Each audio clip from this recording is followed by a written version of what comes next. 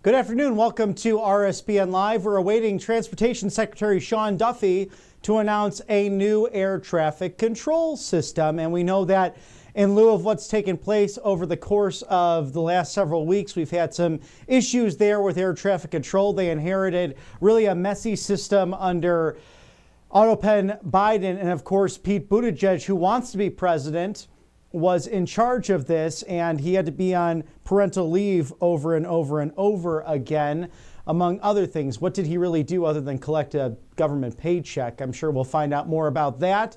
Thank God we have a competent secretary now in Sean Duffy. As President Trump said earlier in the Oval Office, Pete Buttigieg and his husband like to ride on their tandem bicycles together and not get anything done. And we've seen that as a result of having inherited a mess from Autopen. But let's go back to today's historic United States and United Kingdom trade deal, establishing a new paradigm for our special relationship from the White House today on the 80th anniversary of Victory Day for World War II. President Donald Trump and Prime Minister Keir Starmer announced a historic trade deal providing American companies unprecedented access to the UK markets while bolstering United States security. This is truly a great deal for America. President Trump, the deal includes billions of dollars of increased market access for American exports, especially in agriculture, dramatically increasing access for American beef, ethanol, and virtually all of the products produced by our great farmers. The UK will reduce or eliminate numerous non-tariff barriers that unfairly discriminated against American products. This now turning out to be really a great deal for both countries, according to President Trump, and Prime Minister Starmer of the UK saying this is going to boost trade between and across our great countries. It's going to not only protect jobs, but create jobs, opening market access. So the trade deal will significantly expand United States market access in the United Kingdom, creating a $5 billion opportunity for new exports and for United States farmers, ranchers, and producers. This includes more than $700 million in ethanol exports and $250 million in other agricultural products, like beef specifically. And that was a huge thing, especially another reason why Brooke Rollins from Agriculture will be visiting the UK in the coming days. It commits the countries to work together to enhance industrial and agricultural market access. It closes loopholes and increases U.S. firms' competitiveness in the UK's procurement market. It ensures streamlined customs procedures for U.S. exports. It also establishes high standard commitments in the areas of intellectual property, labor, and environment. It also maximizes the competitiveness and secures the supply chain of the United States aerospace manufacturers through preferential access to high-quality UK aerospace components.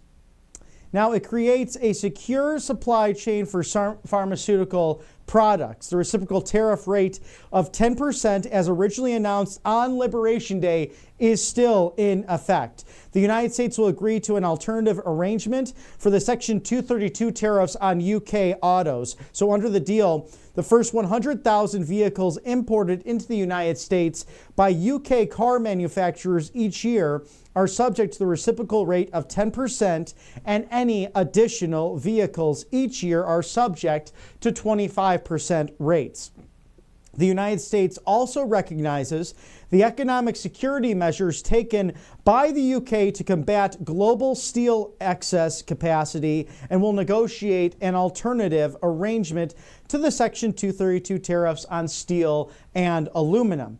This deal creates a new trading union for steel and aluminum in the United States and in the United Kingdom.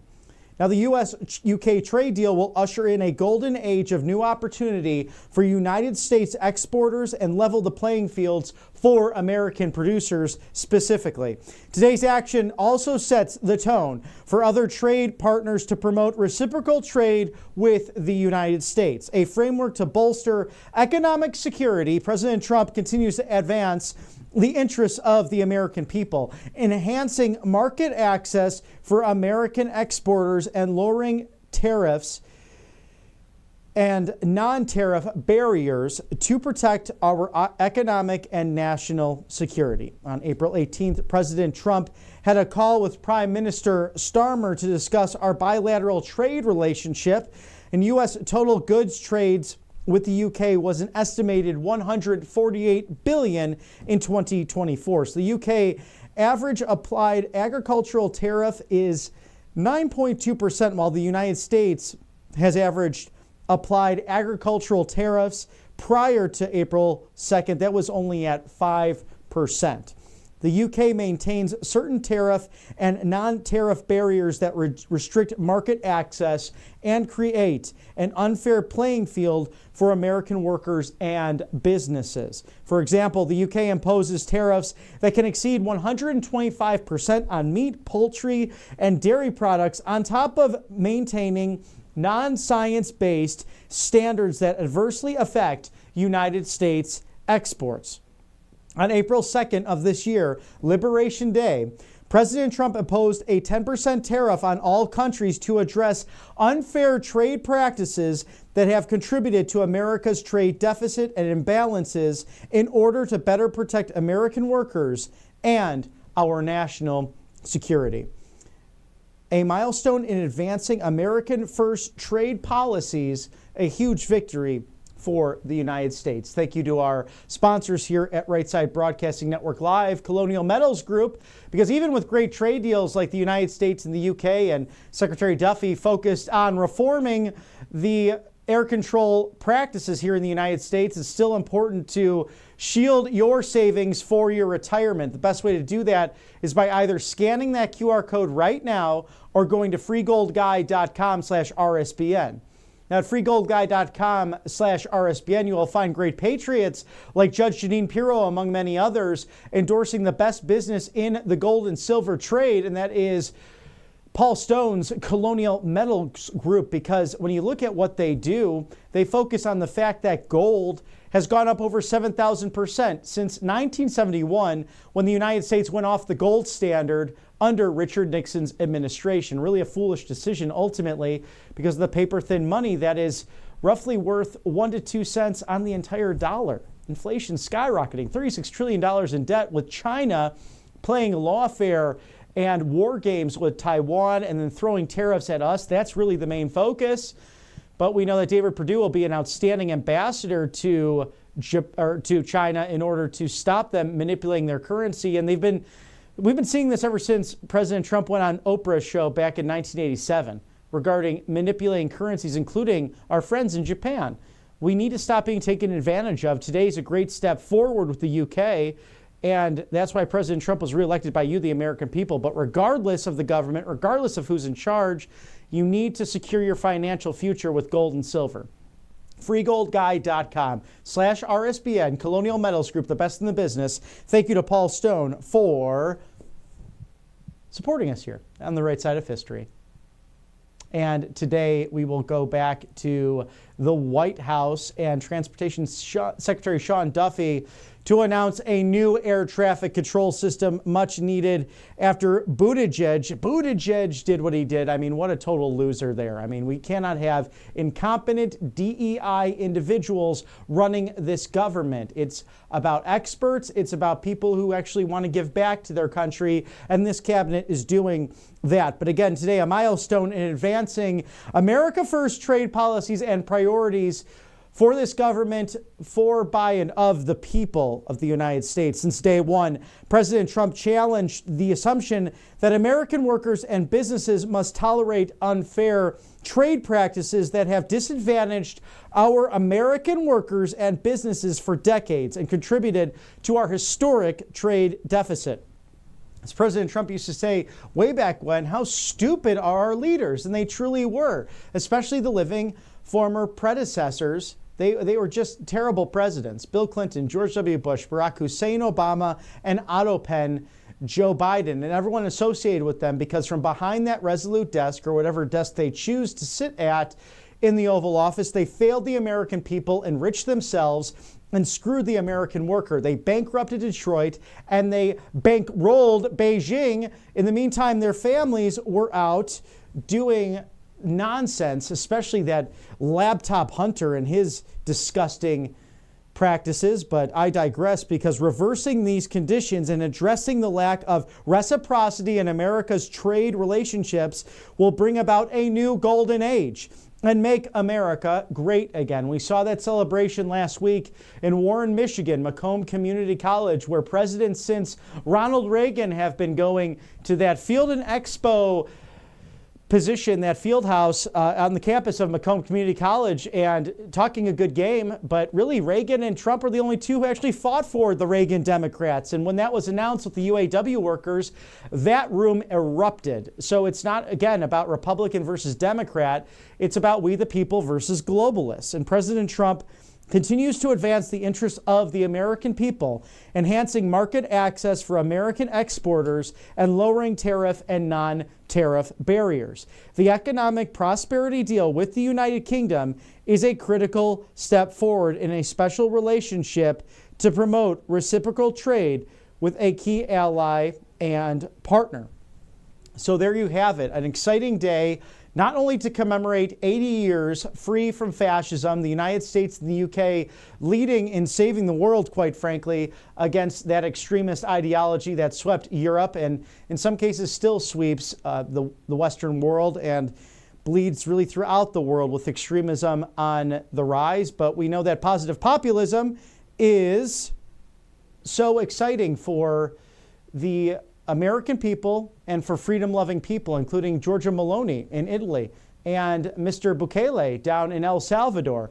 How about Mr. Erdogan in Turkey, and of course the great leadership in Hungary as well. There are people who are focused on saving the world, law and order, making their countries great again, respecting borders, but also trading freely and fairly, and discussing, all led by great people, the American people. In fact, that's what you voted for back on November 5th of last year. Common sense governance, law and order, making America great again, as we await Transportation Secretary Sean Duffy announcing a new air traffic control system. And I'm sure this will be robust. It will be 21st century. It will protect people from the chaos that we saw earlier on in the year. And that was all left to them by a truly terrible transportation secretary who never belonged there because he was not qualified. Pete Buttigieg was a DEI hire. Quite frankly, the guy is just a know-it-all jerk, and we don't need people like that in government anymore. And he wants to be president of the United States. He couldn't even be mayor of South Bend, Indiana, a lovely community. But we know from those who lived there how difficult it was and how he caused strife between the local police and those in the hometown of the University of Notre Dame. So it's pretty wild to think about that. But we're also getting some streams. My phone is currently blowing up. I'm trying to get the actual name of the new pontiff, as that is breaking news. There is a new pope, Abemus Papam. I have some friends saying different things here, so I want to make sure that that's coming clear and don't want to report on something that may not be accurate. So my friends are very accurate about things, but you know how it is in the media. It moves quickly, and you want to make sure all of that is 100% accurate. In fact, some people are saying from my neck of the woods that there is an American Pope. So that's kind of interesting to see all of that coming through the channels right now as we await Transportation Secretary Sean Duffy announcing a new air traffic control system. So this all reshapes the landscape. This is a big day in news because not only this U.S.-UK trade deal, as Howard Lutnick mentioned in the Oval Office, that this is the fourth largest trading partner with the United States, the sixth largest economy in the world being the UK, a huge market for Western Europe, but also now you have a new pontiff in the Holy See at the Vatican. You have also Brooke Rollins, who will be going to the UK, and others traveling around the world. So you have all of this taking place in real time, and I'm sure over the course of the next week, as President Trump goes to the Middle East on his really first official diplomatic mission to the Middle East, you're going to have a lot of discussions regarding new leadership really throughout the world. So an exciting time on this May 8th in the United States and throughout the world. So we are just getting some word on the Holy See from the Vatican. There is a new pope, as they say in Latin, Habemus Papam. And there is wonder, there's grandeur to all of it, given that the cardinals have really gotten to know each other over the course since of Pope Francis's funeral, and then also during this conclave. I believe this came about, this selection, on the fourth vote. So rather quick, if you look back at the last 10 conclaves, there is a list of that there that really describes how long this does take. Sometimes it's 10 votes, sometimes it's 6. This all began centuries ago because it took at one point 3 years to select a supreme pontiff, a leader of the Catholic Church, and they want to change that situation. So this conclave came about as a result of that. So we have more information on that forthcoming as we await Transportation Secretary Sean Duffy, scheduled at the bottom of the hour, announcing this new air traffic control system. And perhaps he will go deeper on these situations because of what's happened and taking place over the course of the last few months regarding some accidents. Again, it is the safest way to travel, not compared to if you're driving as well. I mean, that could be even more dangerous, but it's just more in the news because we have a 24/7 news cycle. So excited to see what the Secretary has prepared for that, as you should be prepared with all of those life-saving medications that make a massive difference for you and yours in your medicine cabinet. It is allfamilypharmacy.com/RSBN. Use code RSBN10. That's 10% off. RSBN10. Get ivermectin and all other essential medications right there for you. Whether it is, yes, the ivermectin, the methylene blue, 200 essential medications, even antibiotics. It is your everyday meds that will save you and your family. Because imagine this for a moment. You cannot get to your pharmacy. You can't get those much needed medications, those life-saving medications. And most of the time it's not because it's not in stock. It's because Big Pharma doesn't want you to have it. So this is where All Family Pharmacy comes into play. They are able to have a doctor on 24/7. So you order online, they ship it right to your door, and All Family Pharmacy takes care of it. They handle it. There's no insurance, no hassle, just peace of mind.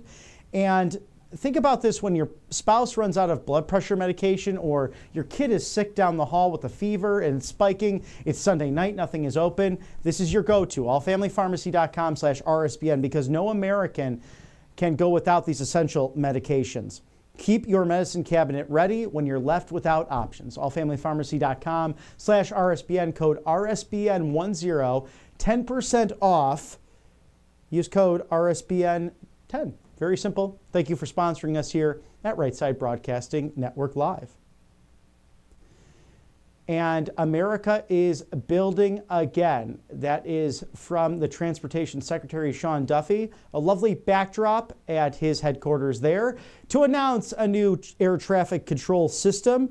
I'm sure we've put the best of the best together, and should be very interesting to see what his comments are in regards to air traffic safety, because people are traveling at a record number now, and will make a large difference for those in the future regarding those accidents that did happen earlier on in the year. And our thoughts and prayers still with those who lost their lives over the Potomac on that American Airlines flight that was coming from Kansas to D.C. Just something that you never think will happen, but you pray as well for those who had that untimely, unseasonably early passing with all of that. That was a terrible situation back in January. So we'll see how that has been addressed by this department as this administration works overtime to make America safe again, make America strong again, and ultimately make America great again. So I'm still looking to see if there is an official new name for the new pontiff out of the Holy See. Waiting on that information. They usually take on a new name. Hearing that over the channels, he is actually from Chicagoland, so that's interesting. The first United States pope. That's quite fascinating because really for 500 or so years you've had a papacy that was dominated by Italian bishops. And really as of recent, John Paul II, Poland, Benedict XVI from Germany, and of course from South America, the late Pope Francis. So seems to be a new changing of the tide, and there was kind of this not often discussed general agreement of the College of Cardinals, the group that we would not necessarily like to select from a superpower like America because of American influence, but clearly minds have changed in that regard. And the Pope traditionally takes on a new name, sometimes their baptismal name, or sometimes a name after a specific lineage of popes, or even a specific saint that they like to model their papacy and their life after. So they will take on that new name, and mostly focused in the tradition of course, St. Peter, who was Simon. And it's an interesting lineage. It's an unbroken chain, and we'll see how that all plays out into the announcements of today for Western civilization and the whole world, because you look at this, it's not just leading a church, it's also one of the last leading monarchies on earth. And how does that all affect global diplomacy? The Vatican itself is the smallest country by square area and mass in the entire world. So it's a small country within Rome, Italy, and that came about after the end of the Italian kingdom and the reunification of the entire country of Italy and the end of the Papal States. So that's rather a fascinating newer history as well. Italy itself only being fully reunified since 1959, so in its current state, a very, very young nation, even younger than ours, at nearly 250 years young. But global transit, a huge matter of concern not only for global trade, but for getting passengers to and from their destinations in a safe manner. And that's why we await Transportation Secretary Sean Duffy to announce a new air traffic control system. So a lot of breaking news today. President Trump with the UK deal for trade. Good things for the UK, good things for the United States. Altogether, a robust deal. Both the U.S. ambassador to the Court of St. James, they're on hand. That just means that he is the ambassador to the United Kingdom. First inaugural holder, you'll remember his name, John Adams in 1785. And of course, the UK Prime Minister to the United States. Both gentlemen have great respect for one another's countries, have spent an ample amount of time in both as well, with the UK ambassador to the United States having attended school here as well. So very interesting, very personal for them. Diplomacy being a very personal note for President Trump as he looks to really continue this peace through strength, this MAGA agenda that is making a massive difference in countless lives, not only in the United States, but throughout the world. And now I am seeing, and hopefully confirm with directors on the other side, Pope Leo XIV, the new Pope of His Holy Roman Catholic Church. So a new papacy, and that is confirmed, Pope Leo XIV. So he has gone out to the papal balcony there in St. Peter's in a beautiful evening, it looks like, in Rome, just off of those 7 hills of Rome, on the actual site, the resting place of St. Peter, and where he was persecuted, ultimately executed, hung upside down on a cross, the same fate as his Lord and Savior, Jesus Christ, but requesting to his Roman persecutors to be crucified upside down, perhaps the worst thing anyone could experience in this human life. And those first apostles, with the exception of John being exiled to Cyprus and writing Revelation into the Bible, all of them faced really a terrible, terrible conclusion to their lives. And that's why you have to ask, did they die for a lie, or is it ultimately the truth? And they sacrificed their lives. And by the end of those 80 years after Christ left this earth, they ended up evangelizing most of modern Europe, into Asia, into Africa. The amount of territory that they covered was really incredible and set the stage for Christianity to spread throughout the globe. And it is the I hate to say in a way most popular, but it has the most members of the entire world when you look at Christianity as a whole. And something that you still have to carry your cross in order to follow, but has changed the test of time, has changed civilization, and has shaped our nation in an extraordinary way, because if you look at our founders, it's about life, liberty, the pursuit of happiness. Those founding documents, all inspired by God on high, and the fact that it's not government, but God that gives us these inalienable rights. A liberal idea in the time in the 18th century that self-governance could work. Of course, there was Republican governments throughout the centuries, but they were few and far between. Republican in the sense that law and order all equal under that, and that these monarchs not necessarily could just willy-nilly control their subjects. So in some places that was rather radical, but our colonies, 13 at first, saw something and said, this taxation without representation, this unequal representation in the homeland, very unfair. We're being treated like scum, quite frankly, and that's what led to a revolution that is all led by God, and ultimately this is his nation. Judeo-Christian principles that have shaped all of this and is shaping this current administration. If you remember the first cabinet meeting, Scott Turner, the Secretary of Housing and Urban Development, steeped in prayer, praying over this great group of people. And President Trump saying recently, actually at the last cabinet meeting, how impressed he is with the work that's being done by this administration, by this cabinet, by this team of outsiders. And that's what President Trump speaks on all of the time. Be an outsider. It's the outsiders who change the world. Embrace that mantra, because that's truly the people who get it done at the end of the day. It's not the people who will walk in line step doing it as it's always been. What's the definition of insanity? Doing the same thing over and over again, expecting a different result. And we were down that path with people like Bill Clinton, George W. Bush, Barack Hussein Obama, and Otto Penn Biden and their minions. They took this federal government that was really working for you and made it work for themselves, enriched themselves, ended up putting bureaucrats into place that it did not matter who was the next president of the United States elected by you, but rather people like come to mind like Jim Comey, who it didn't matter if they were Republican or Democrat. They were going to run things the way they wanted to run them. Remember when he bragged about, oh yeah, I sent FBI agents to the White House.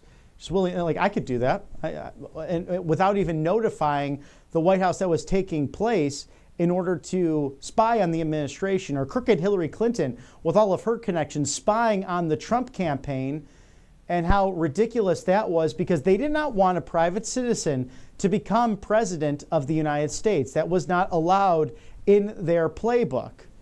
It was rather a deep state, globalist, League of Shadows tie, and that's my favorite name for it, League of Shadows. People working really behind the scenes to harm you and to harm the middle class. And in turn, they were bankrupting Detroit. They were bankrolling Beijing. If you remember Otto Penn, when he was a senator back in 1999 and 2000, welcoming China into the World Trade Organization, having then Vice Chairman Xi Jinping, now the premier of the Chinese Communist Party, clanking those champagne glasses, cheersing, saying, oh, it's going to be good for America. No, it was good for Bill Clinton. It was good for Joe Biden. It was good for Hunter Biden and all those who are connected in Washington, D.C. And it was bad for the middle class. It was bad for our steel manufacturing. It was bad for us as a whole of a nation. But in choosing to do that, they harmed this middle class. But never fear, the golden era is here, as we see people entering into the building now awaiting Secretary Sean Duffy. America is building again with a brand new air traffic control system. He will divulge on the details. I haven't seen anything come across my channel specifically when it comes to what those will be, but we know that there have been some accidents, certain things with Delta, especially where it's been clipping of wings or just accidents. We saw from Minneapolis into Canada, I believe it was into the Toronto airport, the flipping of that Delta flight, and thank God everyone was okay. You just don't anticipate something like that happening, and we do know from the last administration with different budget cuts and the always going on vacation and the parental leave. The last guy was the DEI hire who left all of this mess for Sean Duffy. So it's get out of the way, let the experts do their thing, and Sean Duffy working overtime in order to fix this absolute mess taking place. So President Trump knows to put the experts in there, and as he said, he is very impressed, and that's probably the best compliment you can get from this president. Someone we've seen on The Apprentice, someone we've seen in business acumen throughout the last 30, 40 years or beyond. He has been really leading in the tabloids, getting out there, sharing his business acumen with the art of the deal, the art of the comeback, and the art of, if there's another sequel to this series of books, winning, winning, winning, and doing it in overtime. So President Trump laying out promises made, promises kept. We have a secure border now. We have an economy clearly working for us. Tariffs work. Brought the UK to the table. This is the biggest trade deal announced since taking office over 100 days ago. And now we see how we reform the air traffic control system, because this administration does not settle. And rarely do you get a situation where people are willing to scale back the size and scope of government or fix it with public-private partnerships. I mean, that's so important to look at because, again, we had bureaucrats in power for 4 years, and every day was an absolute nightmare with AutoPen at the helm, with the national security and safety of the United States or lack thereof. But now we have common sense back in the White House. Now it's going to be easier, smoother, and in time, more cost-effective to travel so you can see your loved ones across the country or around the world, and perhaps now enjoy Rome, Italy as well this summer with a new pontiff at the Holy See, Pope Leo XIV. We wish him well and pray over his papacy, and with that new partnership that might come about with the ambassador to the Vatican as well. So we look forward to covering all of that for you, as this is a big day of news. Not only the trade deal, but President Trump and First Lady Melania Trump honoring those military moms today. Pam Bondi on hand, the Attorney General, as well as Vice President Vance and Second Lady Usha Vance to celebrate that wonderful proceeding in the East Room of the White House. If you caught those earlier streams, and then later on today, stick with us because First Lady Melania Trump unveiling an honorable stamp for a former First Lady, Barbara Bush. And that should be really nice to see that laid out. And that's something I enjoy doing when I go to the post office. It's rare nowadays with all these emails, but always fun to get some commemorative stamps. And there's President Trump congratulating Cardinal Robert Francis Prevost, who was just named Pope Leo XIV. It's such an honor to realize that he is the first American Pope. What excitement and what a great honor to our country. I look forward to meeting him, and it'll be a very meaningful moment. Now let's toss it live to Sean Duffy, the Secretary of Transportation. Vitae, gratiam et consolation. The fact that today we have 55 different groups that are here with us, groups that might not always agree on every issue, but on this issue, they're here together with one voice supporting what we are going to roll out today. We have industry, unions, political leaders. We have the CEOs of major airlines here today. Most importantly, we have some of the family members of the victims of the DCA air crash, all here supporting this effort. Now, when I first got this job back in November, the president called me. And if you know anything about the president, he loves the airspace and he loves airplanes. And when he called to give me the job, he said, we are going to fix American airspace and our air traffic control system. He knew in November that this job had to be done. And as we look back, a lot of people in industry and leaders have said, this problem is too complicated. This problem is way too expensive. And to redo air traffic control is way too hard. We can't get it done. But we are blessed to have a president who actually loves to build and knows how to build. President Trump understands the problem, and he wants to fix the problem. He doesn't want to take this problem and pass it to the next administration, to the next secretary, to a next set of victims who could lose their life in an air traffic incident. We're going to fix it today. And so I would just tell you what we're doing today could not have happened but for the visionary leadership of President Donald J. Trump. Now, I asked him to come over today, and he wanted to come. However, it's kind of complicated to move with his kind of security. And so he said, I can't make it, but I would love to join all of you on the phone and address this group as we undertake this conversation. So with that, we do have the White House on the line. And, Mr. President, we're merging in POTUS now.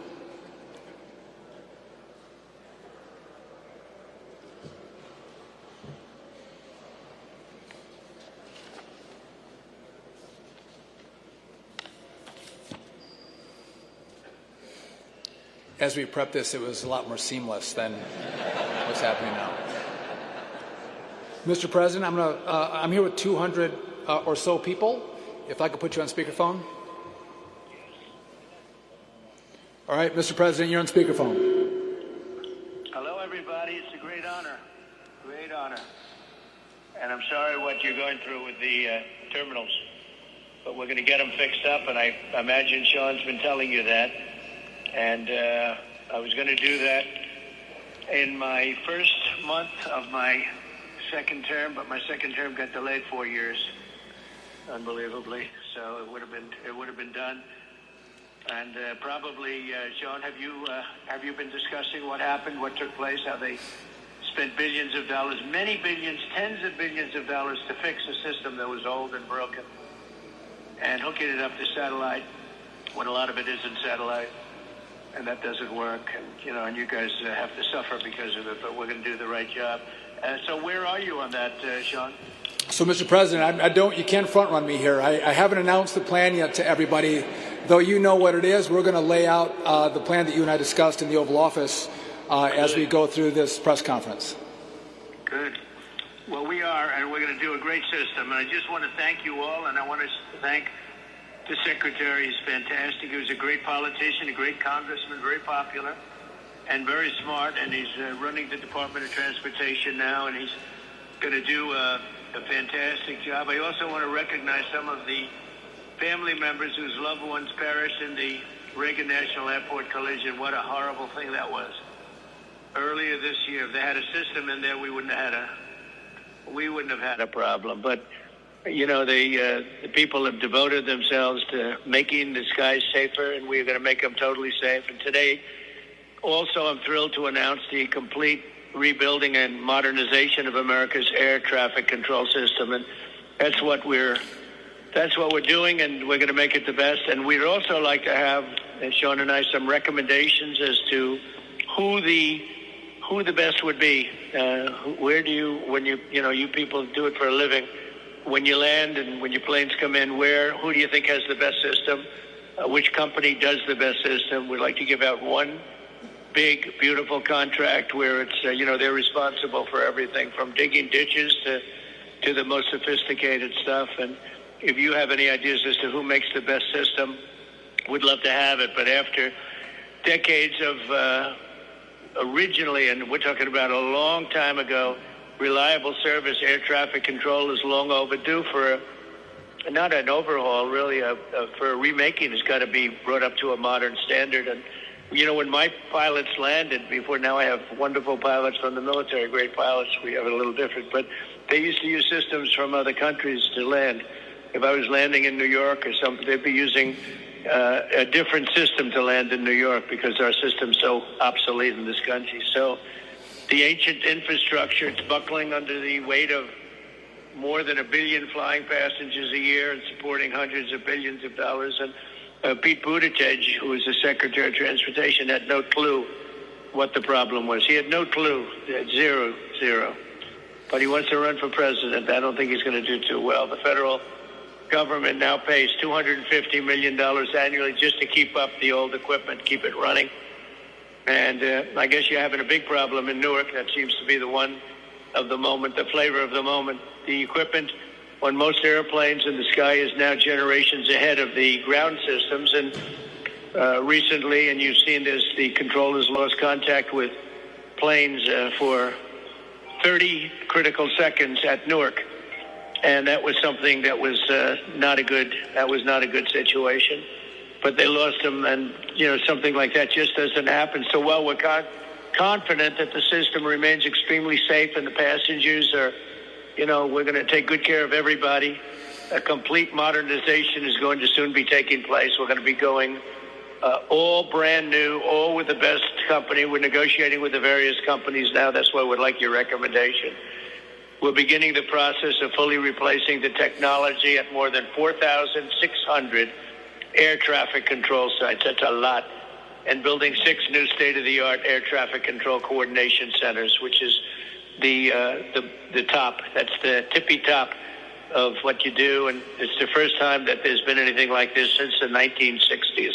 We have a lot of equipment that's from the 1960s, if you can believe it, and it doesn't even mesh with the plane. So we'll be purchasing 25,000 new radios and replacing hundreds of old radars. The radar systems are old and broken.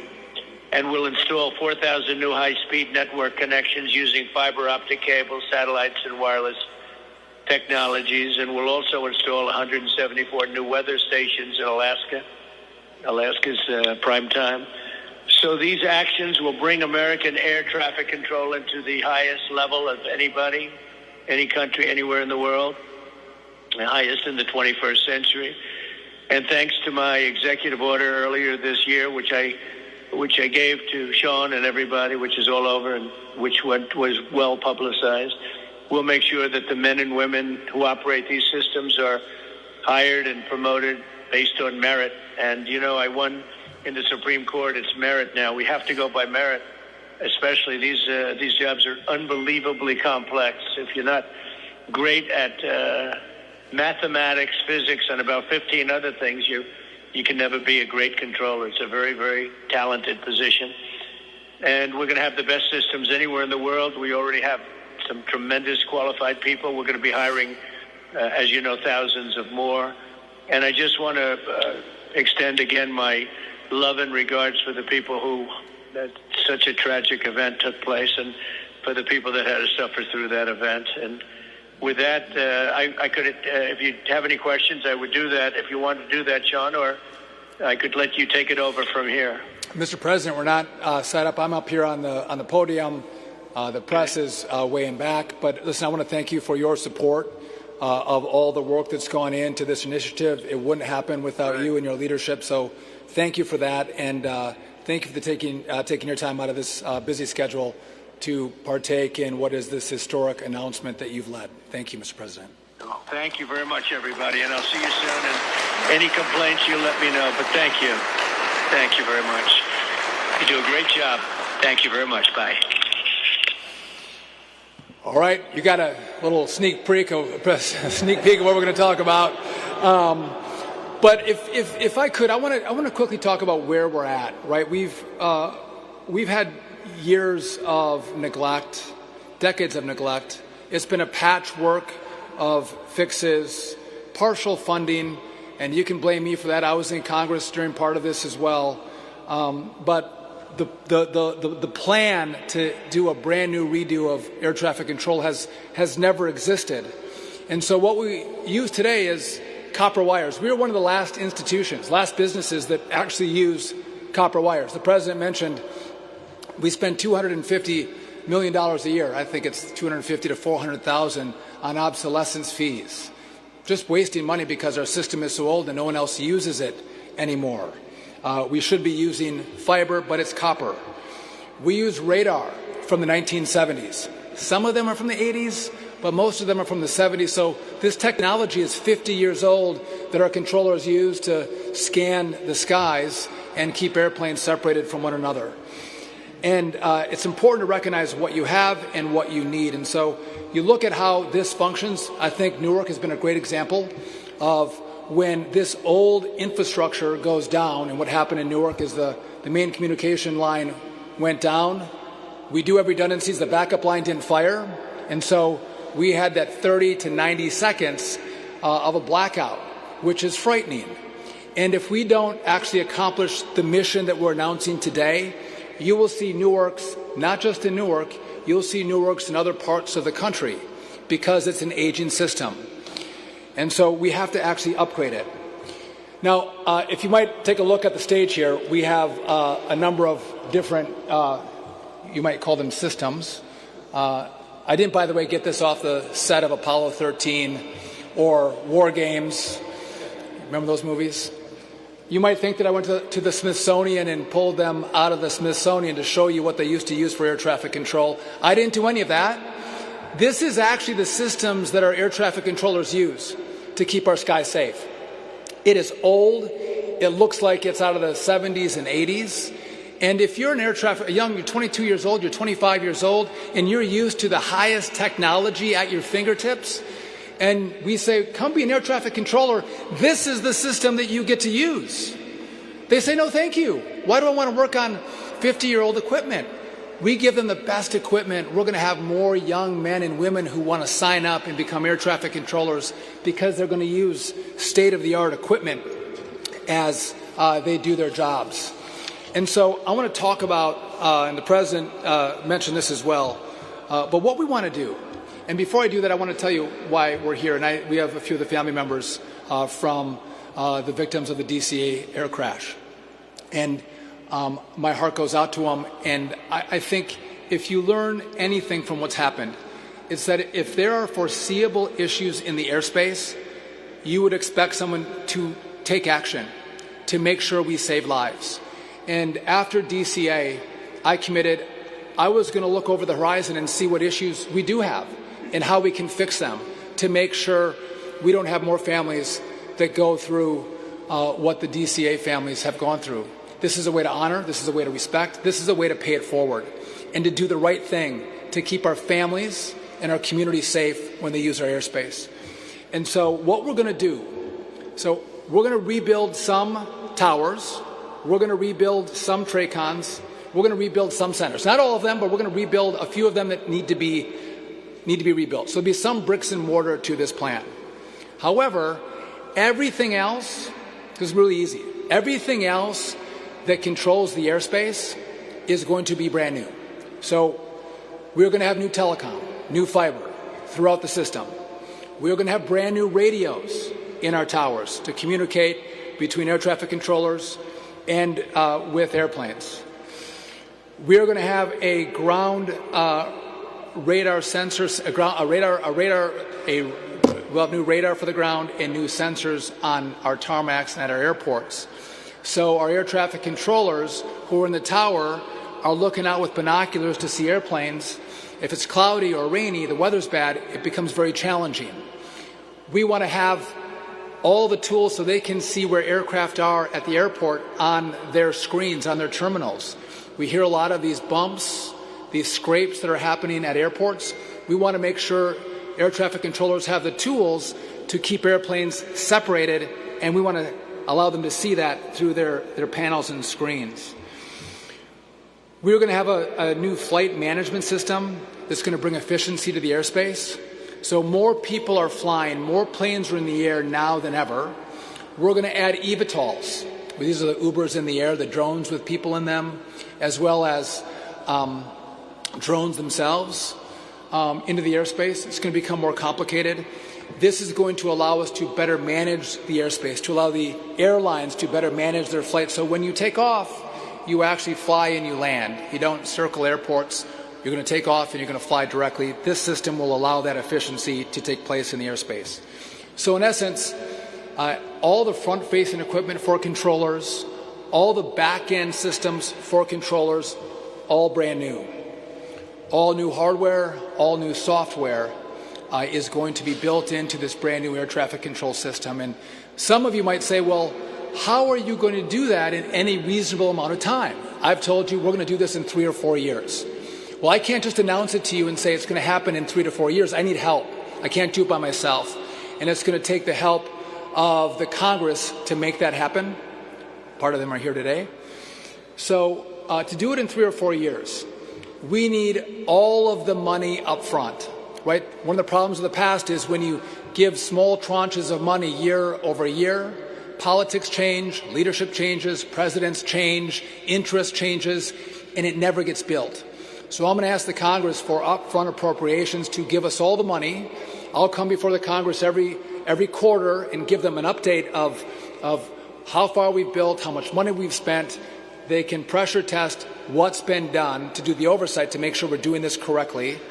But on top of that, we also need permitting reform, some form of clearing the deck so we don't have to deal with all of the regulation around permitting so we can actually build this quickly.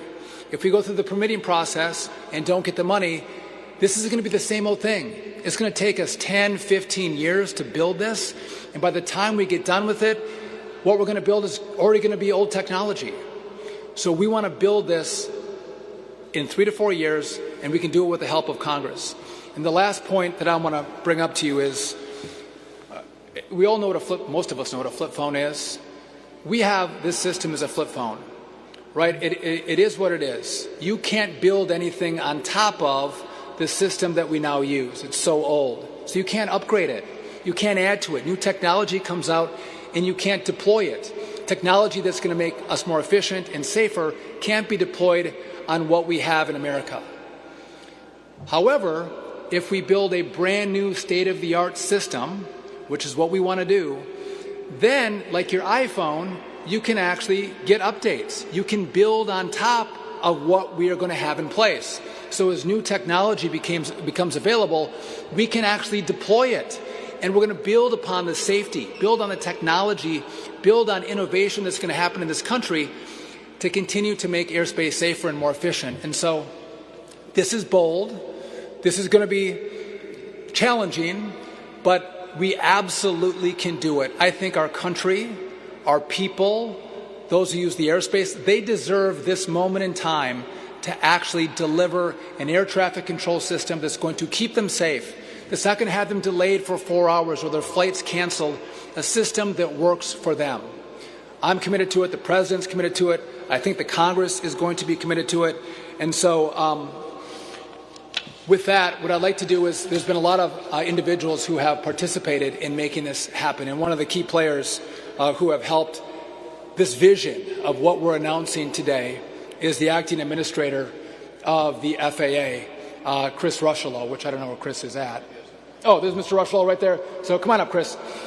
This guy has been remarkable in navigating the issues that have come up over the last 3 months and has been a great partner. Chris Rushalow.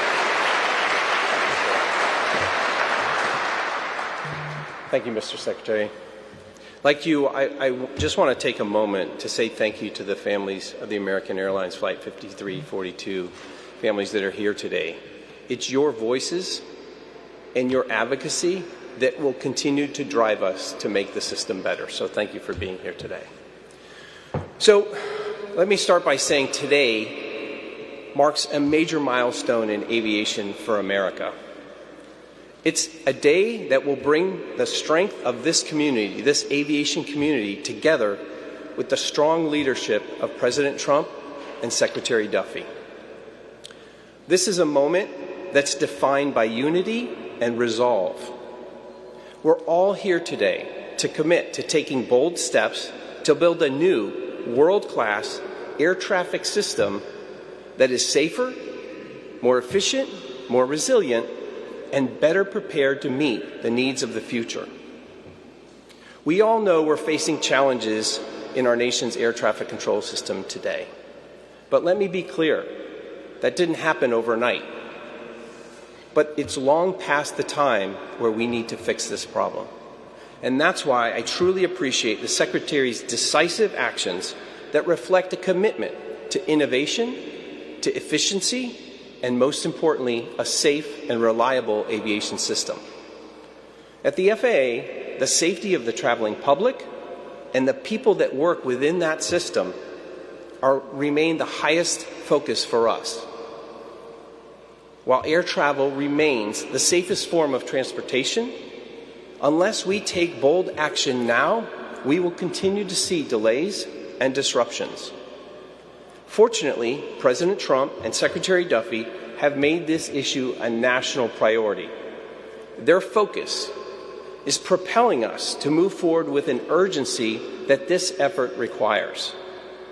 We're not just planning for the future, we're actually building it. So today, I believe it's fair to say we're choosing action over inertia, partnership over division, and vision over indecision. Together, as an aviation community, we will deliver the air traffic system that America deserves. Thank you.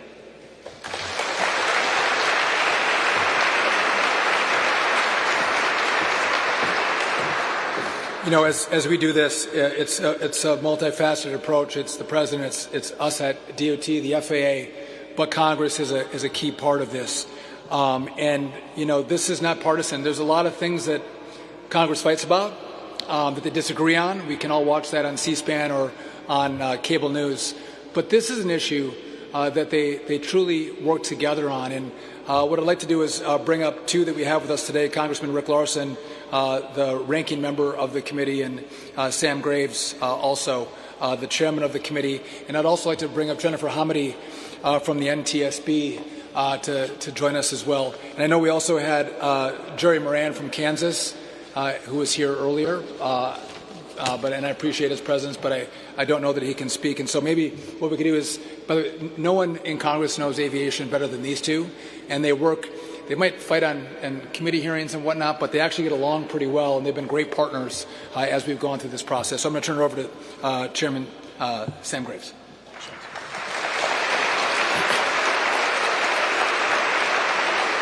I want to offer my thanks to the DCA families for being here and taking the time to come. And I wish Senator Cantwell and Senator Moran and Senator Cruz could be here. They're in the middle of a vote series, and which is obviously what they have to do. But you've got the two most important members of Congress in transportation right here, and Rick and I, when it comes to getting things done. But Sean, I got to thank you, Mr. Secretary. Your work and your strong commitment to this process is absolutely outstanding. You know, we've known for decades that the air traffic control system is outdated, and Congress has passed a lot of laws to help the FAA try to get this done, and we're nowhere even remotely close to what the end goal is. And so I can honestly say, in all my years in Congress, I've never seen a secretary or a president so committed to getting this done, which means it's going to happen. And so the House of Representatives, at least the Transportation Committee, in our budget process, the bill that we passed last week, we put a down payment in on this for $12.5 billion to do all of those things that Sean was just talking about. I think we will see that through to the end, and we will start this process, and there will be more money that comes along later. But with that, this effort is long overdue. It's critically necessary, and again, Mr. Secretary, I commend your effort in your ongoing process, and also to supercharging the air traffic control recruitment system, which we worked on in the last FAA bill. But I look forward to working with you and all the stakeholders out there to get this thing done right away, by the way. So, thanks.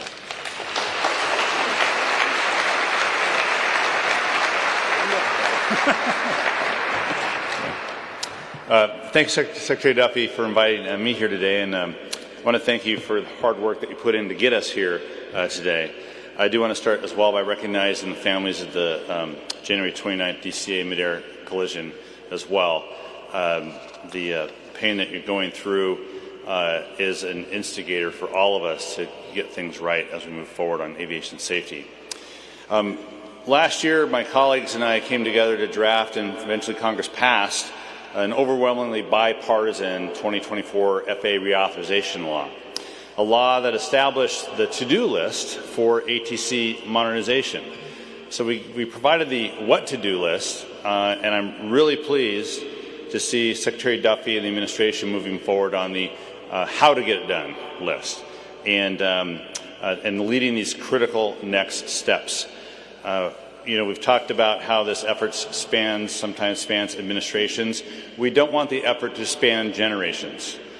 We need to get moving on this sooner rather than later, including any new investments and policy reforms that build on the law to modernize the nation's ATC infrastructure and growing as well the aviation safety workforce.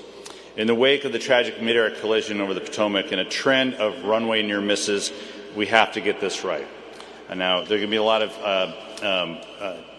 proposals to the proposal when it comes out, I'm sure, but Secretary Duffy can look forward to my T&I colleagues in Congress with Sam and me working to formally review that process and getting to a point to make it work. And T&I Democrats will be ready to stand with you, Sean, to improve the safety of U.S. aviation. Thank you very much for having me here. Appreciate it.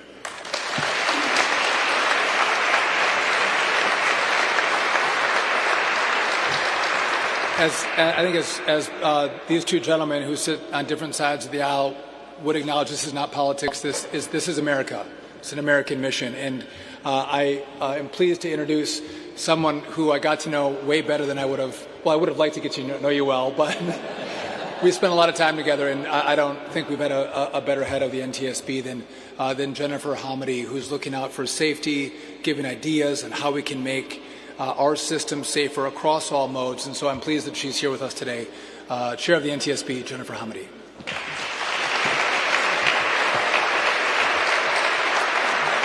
Well, thank you very much. I have to say that the Secretary's commitment to safety is real. He started saying that this is bold, but I have to tell you it is absolutely necessary to ensure safety in our skies. So I do want to thank you, Secretary, for inviting me here today. I also want to thank members of Congress, certainly the families.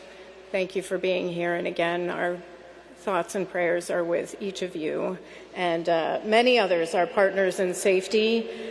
Without your commitment to aviation safety and support of the NTSB, we couldn't do what we do every single day. Certainly all of you are champions for safety, and I see many of you out here today, so thank you for what you do. The NTSB, as you know, can't mandate change. We can't mandate change. We can only make recommendations to improve safety.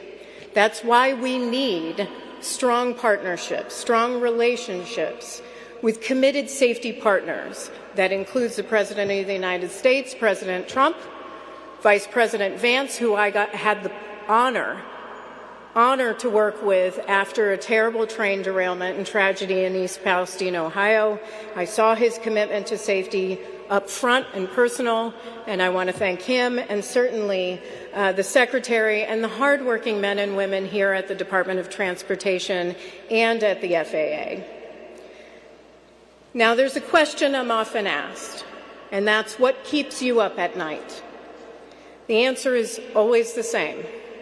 It's the next family I'll meet who's lost a loved one on what I can only imagine is the worst day of their lives.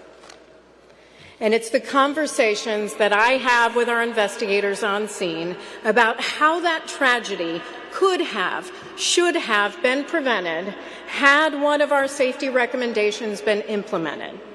The NTSB has safety recommendations to invest in ATC going back almost 3 decades that we've had to reiterate again and again, most recently following the near misses at JFK and Austin. In Austin alone, and I didn't tell this to the Secretary, he wasn't here yet, we had our final investigative board meeting last June on Austin.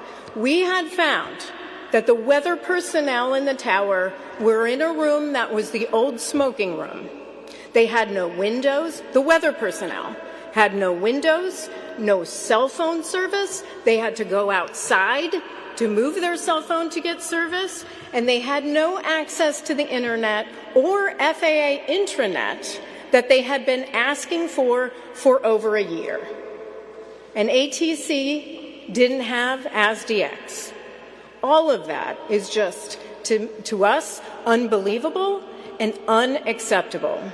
In February, I traveled to Alaska following a fatal accident near Nome. I met with pilots who highlighted ongoing safety concerns, including repeated outages of AWOS that sometimes go months without a fix, and gaps in pilot reporting of poor weather, which is something that we're looking into as part of that investigation. And as chairwoman, I've continuously highlighted the need for real infrastructure investments in ATC and in technology that will give our nation's air traffic controllers the tools they need to ensure safety in our skies. I welcome today's announcement. The fact is, an aging system poses an untenable risk to safety. I said it after DCA. I'm going to say it now. An untenable risk to safety. And I am hopeful that the vital investments that we're talking about today will not only bring us closer to implementing NTSB's safety recommendations, but achieving our ultimate goal of zero aviation deaths. It's a goal I know that all of us share. No one entity, though, can do it alone. To save lives, it'll take every single stakeholder at all levels doing their part. And lastly, I think it's important that we recognize this is Public Service Recognition Week. So I want to thank the public servants who keep the national airspace operational 24/7, including over 14,000 hardworking air traffic controllers, 14,000 today, but thanks to Secretary Duffy, growing. So I hope that'll be even more in the future. So it's an honor to fight alongside each of you to improve safety, and thank you for this opportunity to join you today.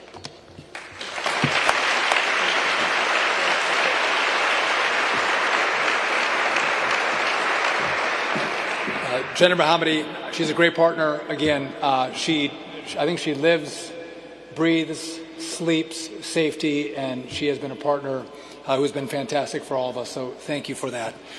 Now, listen, as I mentioned, we have 55 stakeholders, groups that are here today. Again, from different philosophies, different walks of life, but this group that believes that this mission is critical, that it's good for them, good for Americans, good for America. And this coalition would not have come together the way it has without the Airlines for America President and CEO Nick Callio. Nick, if you would come on up and talk to our group. Nick has been a force to be reckoned with. Thank you.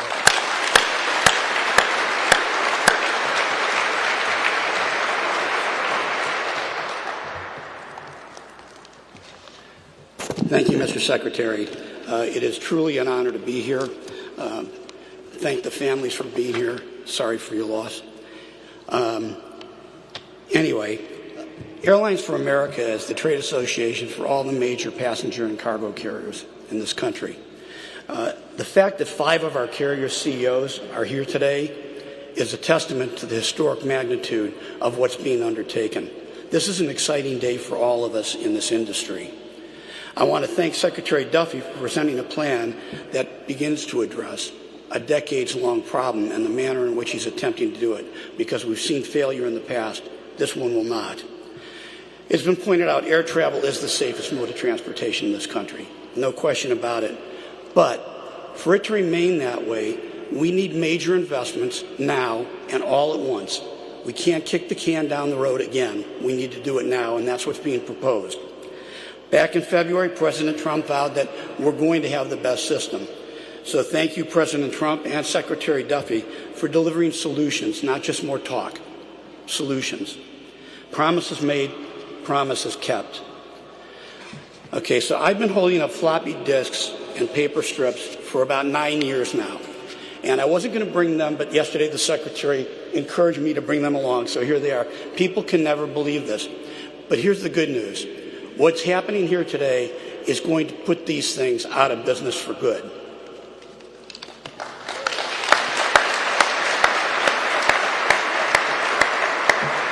We are deeply appreciative of your bold leadership, and I was going to address Chairman Graves and Ranking Member Larson, Senator Cruz, and Senator Moran, all of whom are stalwart aviation supporters. I do want to deliver a message to what Chairman Graves did in that committee to get that $12.5 billion was remarkable. He's a results getter, and I was going to encourage Senators Cruz and Moran that they need to expand on that work and find more money. But we've been saying that to them already. We continue to. So, ladies and gentlemen, this is a once-in-a-lifetime opportunity. It's to finally get something done to stop the deterioration of our airspace system.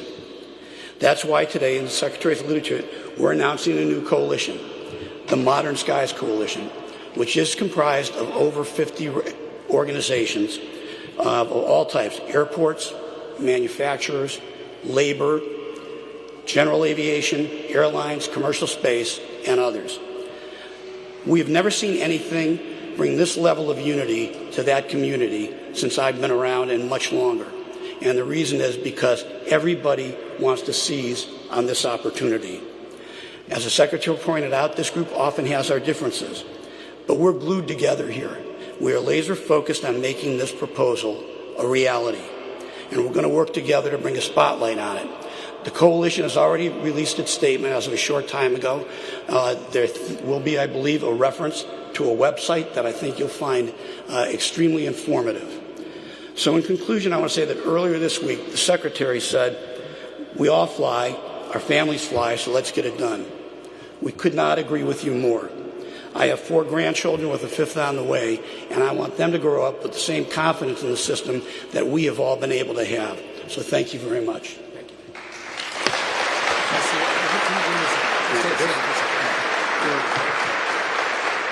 So Nick makes a good point, and this is it's kind of funny, but it's not funny at all.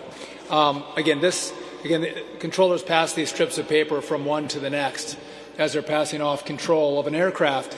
This should be digitized. A lot of kids don't know what these are. They're floppy disks, but they don't know, what's a floppy disk? Quick note, when systems go down in the equipment that you see up here, we don't call the manufacturer to buy replacement parts for this equipment. Do you know where we go? eBay. We shop on eBay to replace parts to fix our equipment in the system that keeps you safe, keeps your family safe. And to Nick's point, that is 100% unacceptable, especially for the greatest country that's ever existed on the face of the earth. We deserve better than that. And Nick, again, I'm so grateful for your leadership, putting this coalition together of people who are going to rally around this effort. It's now my honor to bring up the people that we may not know the people, but we know their companies very, very well because we fly on them, sometimes once a year. Some of you fly probably once a week. But I'd like to welcome up to the stage the United CEO, Scott Kirby, American Airlines CEO, Robert Isom, Delta CEO, Ed Bastian, JetBlue CEO, Joanna Garrity, and Southwest CEO, Bob Jordan. All of them...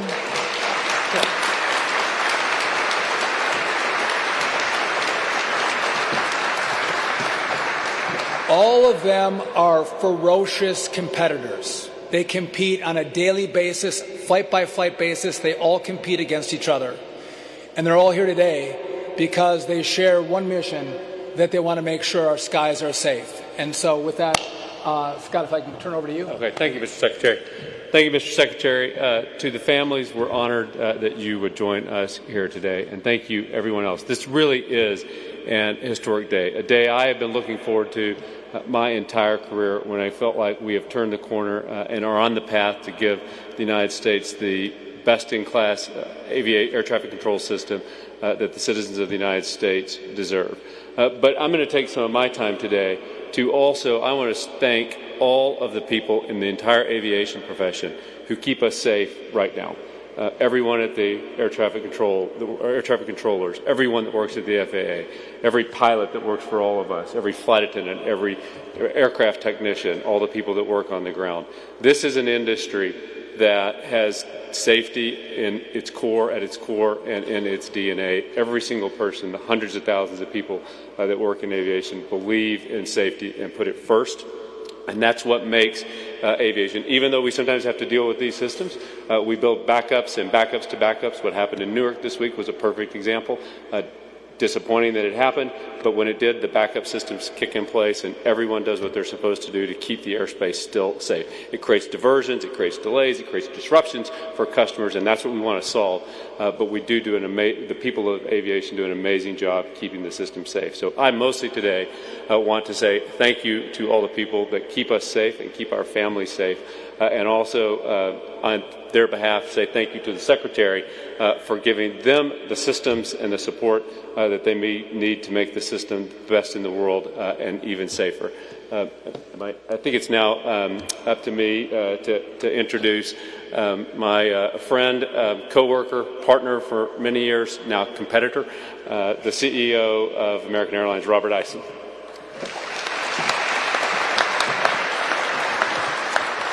Thanks, Scott. It's an honor to be here. And it's a truly historic day. And I'd like to, as well, start with recognizing the families of 5342. We mourn with you, and we're going to be with you now and for the long run. We've established the Office of Continued Care and Outreach to support you, and you have my commitment that we will be with you over the long run. This accident should never have happened. I thank you for being here because it is using this moment to really do great things going forward. I've been in the airline business a long time, and that entire time I've known that the U.S. air traffic control system was operating on antiquated technology. And this plan from President Trump and Secretary Duffy is absolutely the best opportunity that we've had in decades to do something about our outdated air traffic control infrastructure and build a best-in-class system that our country deserves. And it will make aviation more safe and also much more capable for this critical aspect of infrastructure long into the future. I commend President Trump and Secretary Duffy, the entire FAA leadership.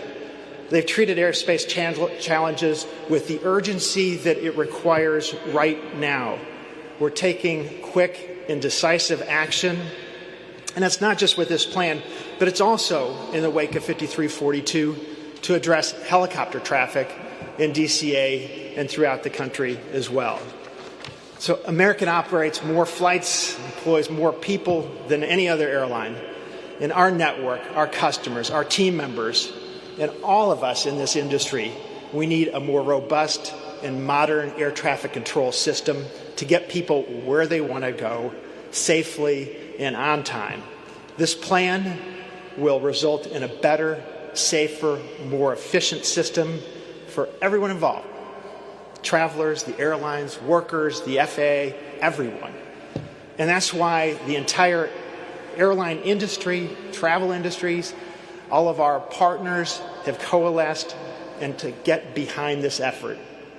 We stand ready to work with the President, Secretary Duffy, the FAA, our allies on Capitol Hill to get this plan, to get this program across the finish line. So thank you very much. Thanks, Scott. And Ed, I'll hand it off to you.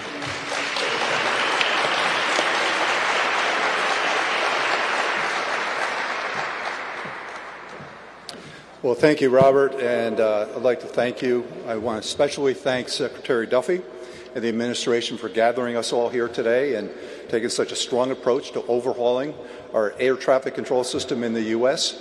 This has been a long time in coming, decades, in fact. I'd also like to pay my thanks to the families for being here. It means a lot to us that you are joining us on this endeavor. Delta is celebrating our 100th year this year, and while we as an airline continue our century-long legacy of innovation, dedication, and excellence, that has not been the case when it comes to our nation's air traffic control systems.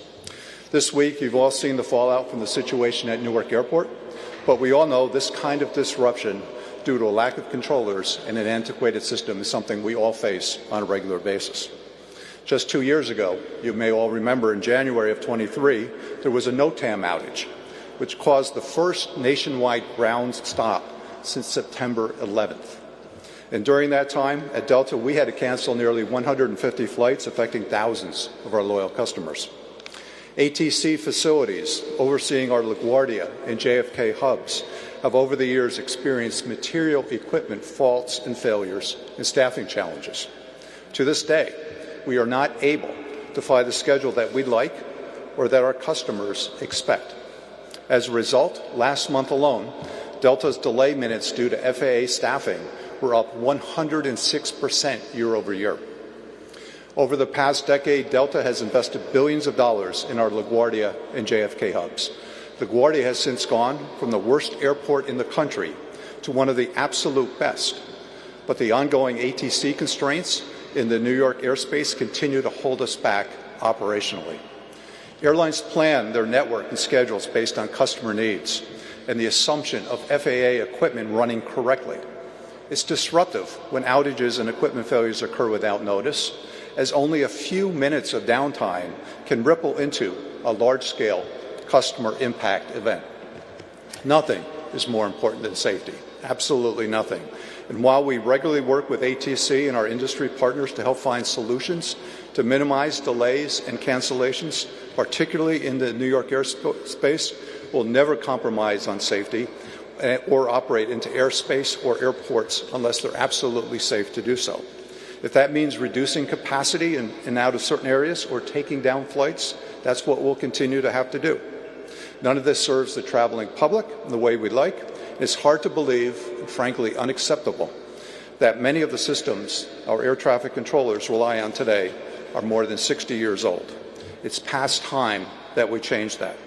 So it's an honor to be here today among so many of our industry partners while getting a first look at what the Secretary has put forward.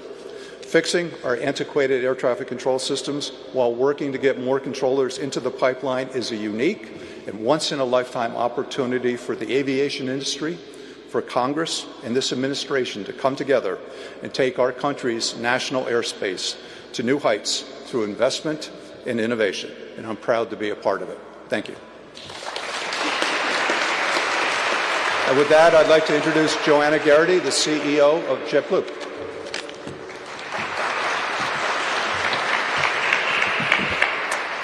Thank you, Secretary Duffy and FAA Administrator Ruccolo, for your hard work bringing us all to this point. I also want to recognize the families. Thank you for being here. It should not take a tragedy to solve this problem. We very much appreciate the leadership that you are bringing to this ATC modernization effort. As the only airline that is headquartered and based in New York City, we know air traffic control delays and challenges far, far too well. This has quite literally been our #1 priority for decades. I am proud to stand here today with what appears to be a solution and a path to move forward. Thank you, Mr. Secretary. JetBlue is here to do our part. Let's get this done.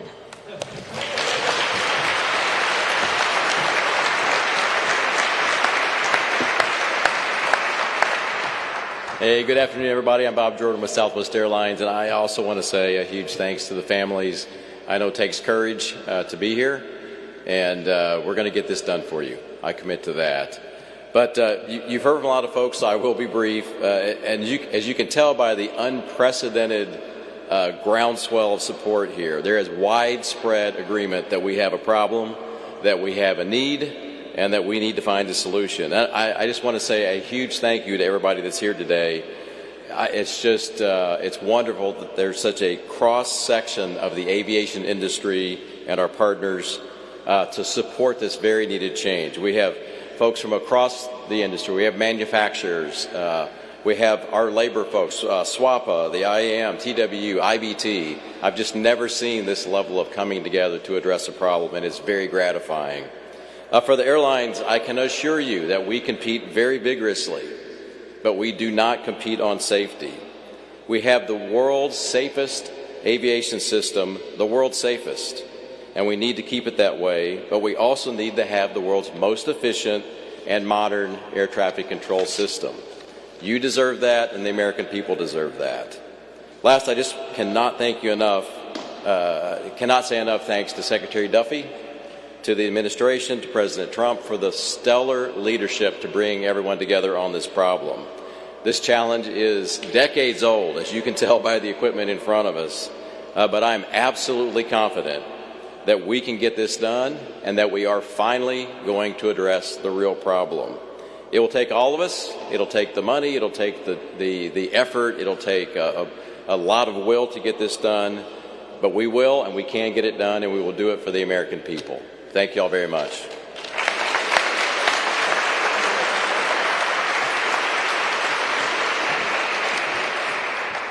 Thank you all for being here and your commitment to helping us get this across the finish line. Again, it's going to be all of us working together. I would now like to introduce our Modern Skies Coalition. This is the aviation, and you guys all want to come on up now, you can. This is the aviation industry. This is unions. This is a wide berth of people who have an interest in aviation, and they believe that this effort today, this movement today is going to deliver on behalf of the American people. And so, do we? Senator Cruz. There's Senator Cruz. Well, I guess I was like, why isn't anyone coming up? All right. So Senator Cruz, by the way, he had a vote, he had a job to do, but I'm grateful he has offered such fantastic leadership in the Senate. And again, it's bipartisan. He and Senator Cantwell worked together to think through these problems and how we can fund it. And I'm so honored that after votes, he made time to come here. Let's give a great welcome to one of Texas, the Texas probably finest, Senator Ted Cruz.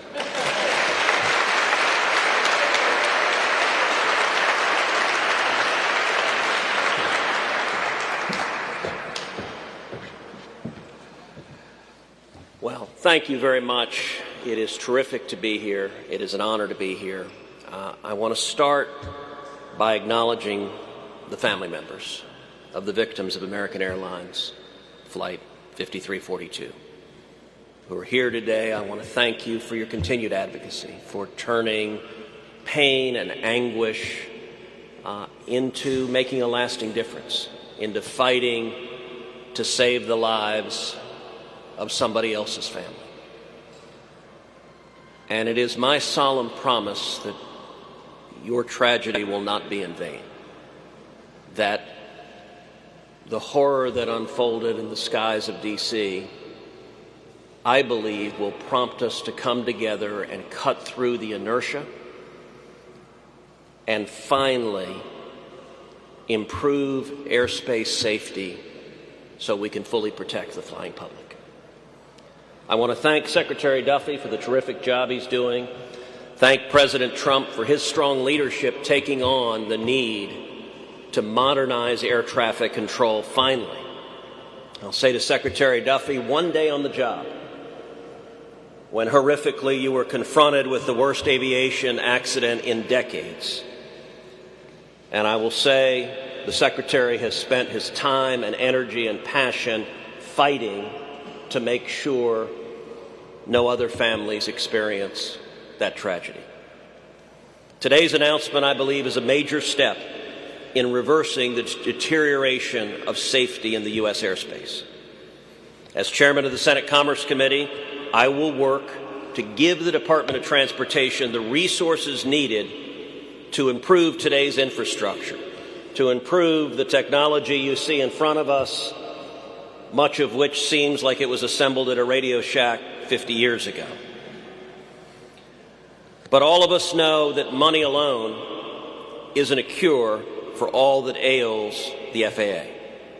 We need to ensure that there is a committed long-term focus to fixing and to upgrading technology, to streamlining and simplifying procurement, to bolstering the workforce, and to making it easier and safer to bring new tech, whether delivery drones or air taxis, into the U.S. airspace system.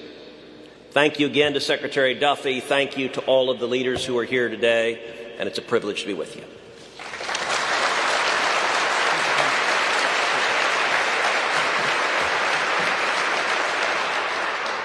Did he say he's going to commit to find the money to make this happen? Just to make sure I got that.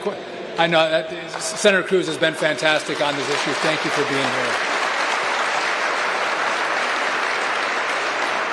The Congress has a lot of fights over money. This is one they should not fight over. This is one that is meaningful and one that matters. And as I was mentioning before, we do have a fantastic coalition. If you all want to come on up, the Modern Skies Coalition, a wide array of unions and industry and manufacturers all coming together to support this effort.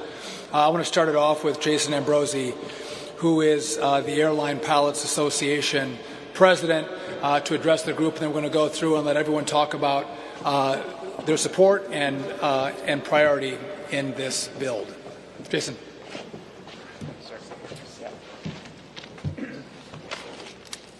Good afternoon. My name is Captain Jason Ambrosi. I am the president of the Airline Pilots Association International, representing nearly 80,000 pilots in the United States and Canada. ALPA is the largest non-governmental aviation safety organization and largest pilots union in the world. I'd also like to acknowledge the families and thank you for being here. ALPA lost two brothers in that tragedy in DCA, Captain Campos and First Officer Lilly, and our hearts are with you. Thank you, Secretary Duffy, for your leadership in taking decisive action to modernize our air traffic control system and improving the safety of our skies.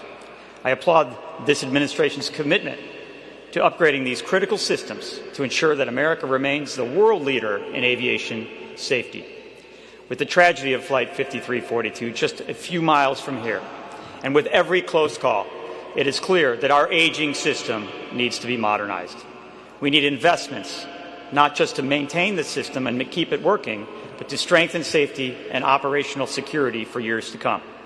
Pilots and air traffic controllers work together for the safety of every flight, and for far too long, our colleagues at NATCA in the control towers and in the terminal approach control facilities and in the air route traffic control centers have faced a concerning underinvestment in the infrastructure and systems they rely on. As the primary users of our shared national airspace system, operating more than 40,000 flights per day, carrying 3 million passengers and millions of pounds of cargo, we applaud this plan and the administration's FAA budget request, which funds the FAA Technology and Facilities account higher than ever before.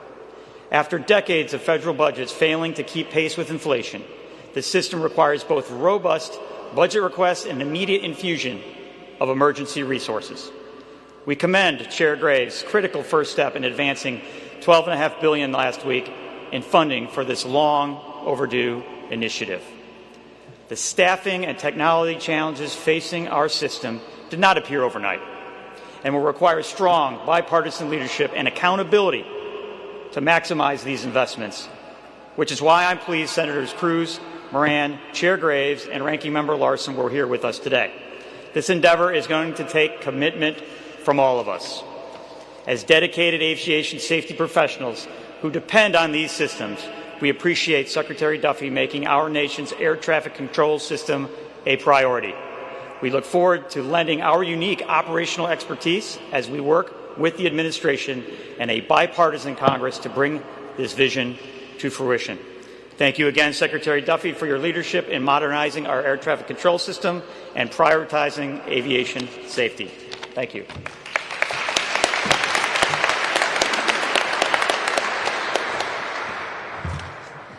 Thank you, Jason. Good afternoon. My name is Robin Hayes. I'm the Chairman and CEO of Airbus in the Americas. I'd like to start by paying tribute to the families of those lost on Flight 5342. Your loss is an inspiration for all of us to get this done. I'd like to offer our congratulations to the President, the Secretary, the Administrator, and more importantly, all of those at DOT and FAA on this announcement. This is a historic opportunity to fix decades of neglect and underinvestment in our air traffic control system, create a more modern, safer, and efficient system. Here at Airbus, our commitment to aviation safety is critical, and we are very happy to support and get behind this initiative. We've seen the significant investment manufacturers and airlines have made in aviation, investing hundreds of billions of dollars over the last decades, and it is now great to see ATC getting the same investment and upgrade. It will be a safer system for people who fly it, it will mean less delays, and it will allow our airlines to operate more efficiently. It will also allow the FAA to address the needs of the airspace as it gets more complicated. And lastly, I just want to finish by thanking everyone who works in that industry, who makes this system work every day, especially the air traffic controllers who have worked for many, many years and suffered from this lack of investment and lack of staffing. And I'm so incredibly grateful that we will be fixing this for them. Thank you.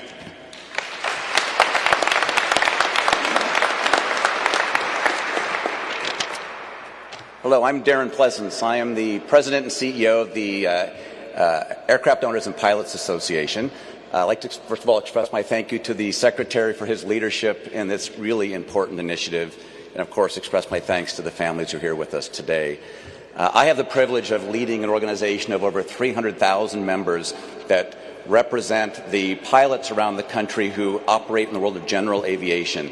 This includes medevac pilots, it includes all of the pilots who fly firefighting aircraft that we see operating across the country every year, including most recently in Los Angeles. It includes the flight instructors who are training the future airline pilots this very day, and many others who enjoy the amazing airspace system that we have in the United States. Without a doubt, as was said earlier, we have the safest aviation system in the world, and it has never been safer. Right? But that doesn't mean that it can't be safer, and it's not as safe as it can be. And we owe it all to all of us who utilize this national airspace system to make it as safe as it can be and to invest in the technology it requires to achieve that. I fly my own airplane about every week, and I also travel on commercial airlines about every week. And so this topic of safety could not be more near and dear to me and to the families that all of us rely on that choose to use the airspace system. I also appreciate the efforts being put forth by Secretary Duffy to hire and train more air traffic controllers. Right? This is very, very much needed. Today's controllers do an amazing job with the antiquated technology that they all rely on. The traveling public and those who fly in the nation's air traffic system need and deserve the best and most modern technologies available. We look forward to working with Secretary Duffy, the Trump administration, our partners at the FAA, and our partners in the aviation industry to see this improvement in the airspace system done once and for all. Thank you.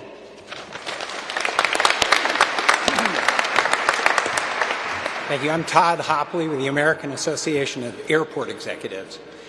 The technology that we use to track our teenagers is more advanced than what we give to our air traffic controllers. That is literally insane. We need to fix that. We need better technology. We need better facilities. And we need more controllers. It is as complicated as that and as simple as that. It's something we can fix, it's something we should fix, and it's something we will fix. Thank you.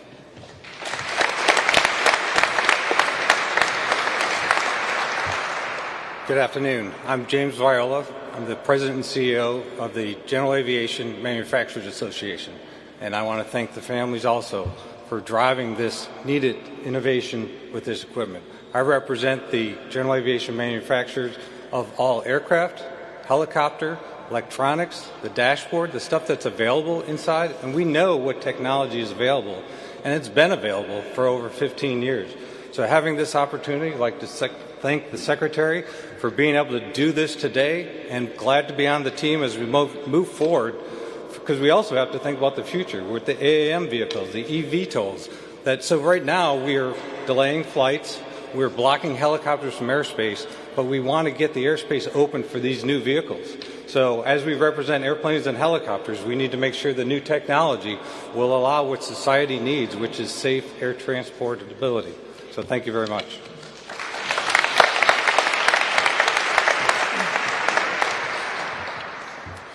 Good afternoon. My name is Dean Iacopelli, and I have the honor of representing this nation's air traffic controllers on behalf of the National Air Traffic Controllers Association. I also would like to thank Secretary Duffy for his leadership. And before I begin, I do want to speak to the families of Flight 5342 and let you know that the entire aviation community, the air traffic controllers, mourns with all of you for your loss. And as the president of NACA, Nick Daniels, has said repeatedly, tragedy without action does not honor the memory of those we lost. And today marks a pivotal step forward in the future of aviation safety. NACA stands in strong support of Secretary Duffy's bold and much-needed plan to modernize our nation's air traffic control system. For decades, NACA has called for modernization, and it's past time to move forward. As the events of about a week ago at Newark highlight two things. One, we need to modernize the equipment. And two, air traffic controllers do what they do best, and they save the day. They are always our last resort, and we're proud of the work that the short-staffed air traffic controllers in Area C at Philadelphia, who handled the Newark airspace, accomplished that day. Last week, the Secretary announced our recruitment and retention agreement intended to help supercharge the hiring of much-needed air traffic controllers and the retention of our experienced air traffic controllers to continue to keep the skies safe. Secretary Duffy's comprehensive initiative focused on modernizing outdated technology and replacing and repairing aging facilities, coupled with his commitment to aggressively address the air traffic control shortage, reflects the kind of leadership and long-term vision the national airspace system urgently needs. It's the right vision, and now is the right time. We thank the Secretary and the administration for taking a proactive approach to addressing these challenges. We are fully committed to working closely with Secretary Duffy, the Department of Transportation, the FAA, and all stakeholders to ensure that this effort includes the involvement and expertise of the dedicated professionals who run this system 24/7, our nation's air traffic controllers, technicians, and other aviation safety professionals. This initiative is laying the foundation for a safer, more modern aviation system, an air traffic control system America deserves and can be proud of. Thank you.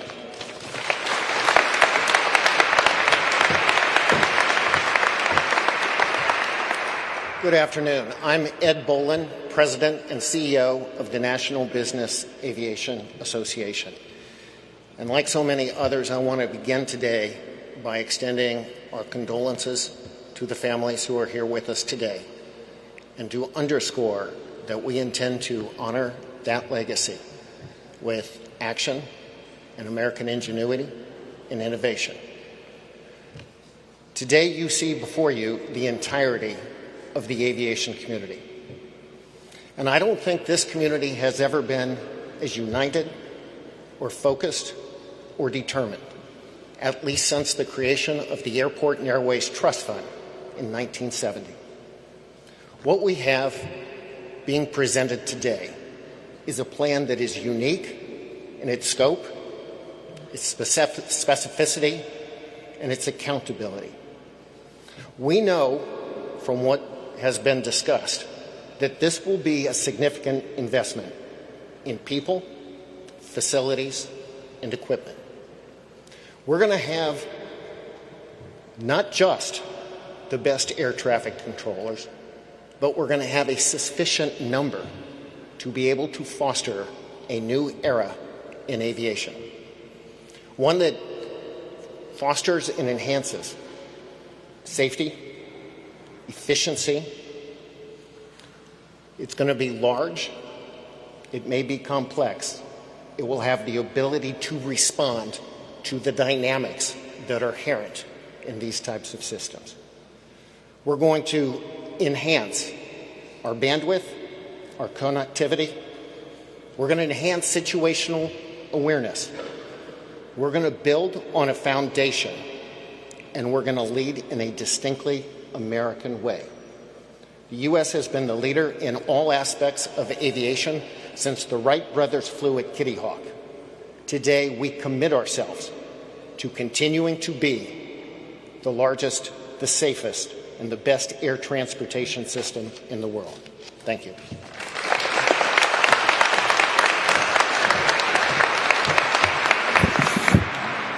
Good afternoon, and thank you. My name is Faye Malarkey Black, and I'm the CEO of the Regional Airline Association. And I want to thank you, Secretary Duffy, and Acting Administrator Rochelot for your strong leadership in highlighting the current ATC system's failings and proposing these meaningful, transformative investments to address its unacceptable level of risk. I'd also like to thank and acknowledge the $12.5 billion investment approved by the House T&I Committee last week. Under Chairman Graves' leadership, that proposal represents an essential down payment to modernization. But today's proposal is critical for ensuring and improving the long-term safety and efficiency of the national airspace system. I'm here today representing the smaller airlines, but our footprint is vast. Regional airlines operate in 95% of the country's airports. We operate in more airports and more airspace than any other segment of the industry. And because we operate and provide the only source of commercial air service to 2/3 of the nation, they see the inadequacies of the AT system now firsthand. ATC failings have forced the FAA to reduce capacity in large airports, and that's done to keep our skies safe. But that drawdown of air service, it's disproportionately harming regional air service, and that's disproportionately hurting smaller communities, rural communities, where that air service is not just a means of connectivity, but is a critical economic lifeline. Further, many small airports lack basic technology like radar to aid controllers working in the airports. Basic ATC investments like radar can make all the difference, and they shouldn't be just at larger airports. It should be consistent through the entire system. And that's why we are particularly pleased to see this proposal has a strong safety focus at the smaller airports too, with surface awareness initiatives, new radars and towers. Thank you. We strongly support this plan, and we look forward to working together with you, Mr. Secretary, Administrator Rochelot, the White House, and Congress to get this done. Thank you.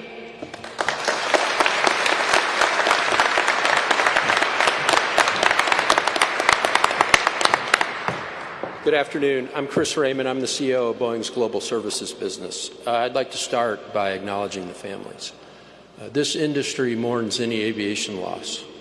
It energizes us. We share data. We share information to learn from it and get better. So we honor their loss, and we pray with you, and it dedicates us to getting better. I'd just like to thank Secretary Duffy for the vision and the fortitude to bring this together, the administration, the Congress, the industry that's going to work together to make it a reality. I can assure you that modernizing the United States' national airspace system is a critical enabler to so much more.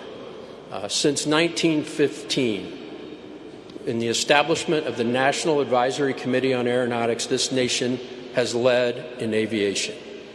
We know this industry connects, it protects, it provides. You think about people and continents. You think about national defense. You think about humanitarian relief and peacekeeping operations around the world. And you think about, yes, global trade, global commerce, and the jobs, the well-paying jobs that it provides. None of this is possible for us to continue without the nation's airspace system and a safe air traffic control system.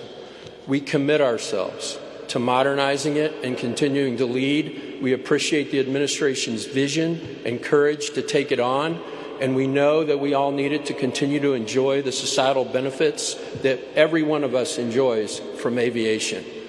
We're honored to be part of this coalition.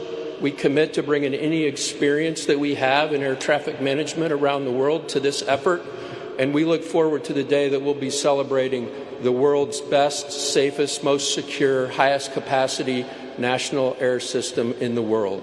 Thank you very much.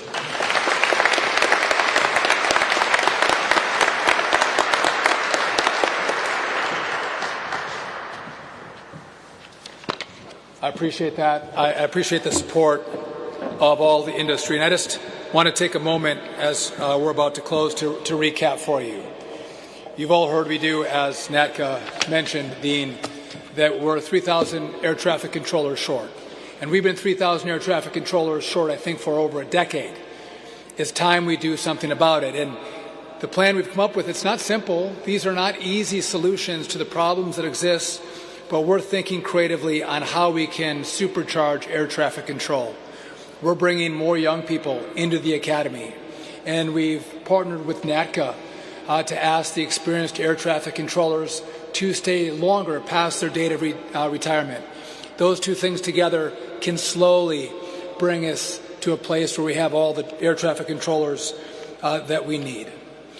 And the simple message from today on what we're announcing, the system we have here, it's not worth saving. I don't need to preserve any of this. It's too old. You got a 1967 Volkswagen Beetle that you're using for transportation. I don't want to preserve the Beetle. I actually want to build a brand new car. So we're going to build a brand new car. It's a brand new system.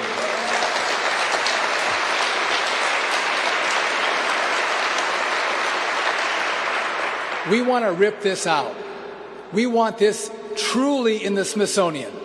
We don't want to use this equipment. And words are cheap, right? The plan, it was hard for the FAA. They helped put this together, and I'm grateful for that. It was hard, but it's also cheap. Even the work of Congress is not that hard. What we are going to do when we get the money, we have the plan, we actually have to build a brand new state-of-the-art air traffic control system as we ask NATCA to keep our airplanes flying in the air, taking off, landing. That's complicated, but we are America. We've let this go far too long. We are going to stand up, we are going to stand together, and as one great country, we are going to build a brand new system that is worthy again of the greatest country that has ever existed on the face of the earth. I am so grateful for the 55 coalition members who are standing with the FAA and the DOT. I'm grateful for President Trump. And now let's get the money, let's get to work, and let's make air travel in America great again. Thank you all.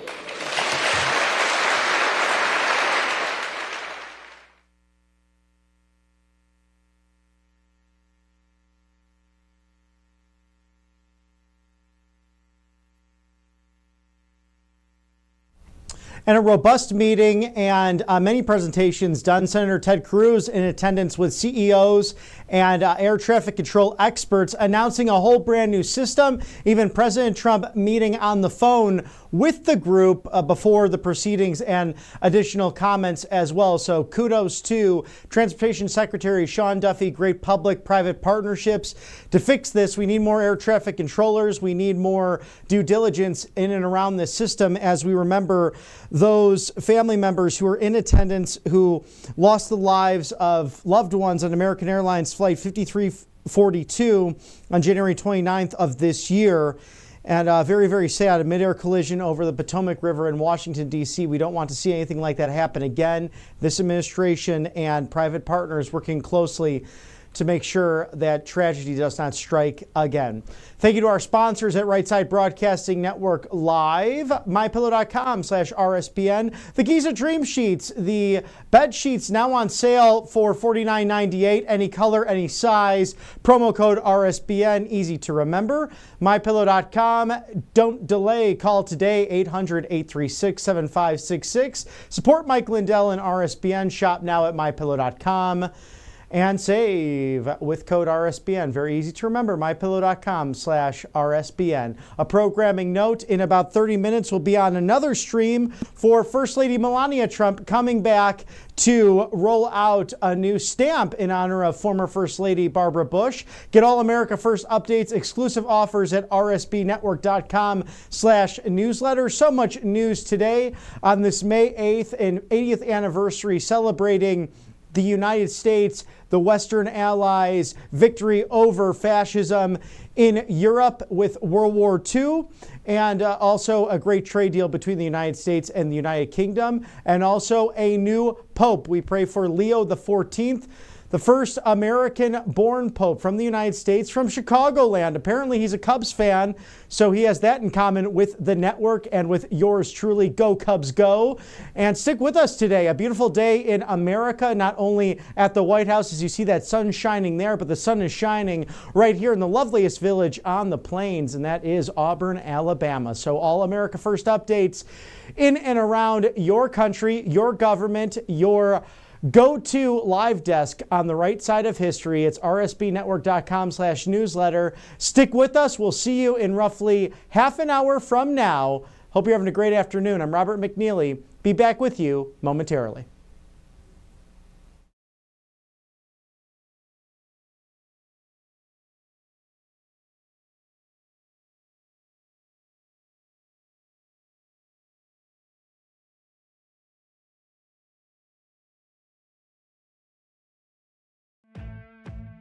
Welcome to Right Side Broadcasting Network, your trusted conservative news outlet. At RSBN, we deliver the truth when the mainstream media falls short. Since 2015, we've proudly broadcasted every single one of President Trump's iconic MAGA rallies, bringing you the excitement and energy live before anyone else. By watching RSBN, you get an unfiltered front row view of the action on the ground. We interview the crowds to give a voice to millions of Americans just like you. We show you President Trump's speeches in their entirety, free from interruptions and censorship. We cover the stories that matter to you with the integrity and passion you deserve. Thank you for choosing RSBN as your home for America First News. Together, we stand strong, united, and informed. So join us and be part of the right side of history. You've heard how hard it can be to get access to medications like ivermectin, all the things they don't want you to take because they're actually effective and they don't cost all that much, right? You've seen that one before. So it's critical to have something like that on hand for any emergency and to be prepared in a time of crisis. And that's why I want to tell you about All Family Pharmacy. They're cutting through the nonsense and they make it easy to get hard to find medications when you need them most. They'll provide the prescription, no hoops to jump through, no waiting room, no hassle, and they deliver it right to your door. All Family Pharma even lets you order in bulk so you can stay ahead of the curve. Head over to allfamilypharmacy.com for 10% off your first order. Again, allfamilypharmacy.com. It's simple. Get the 10% savings. Be prepared.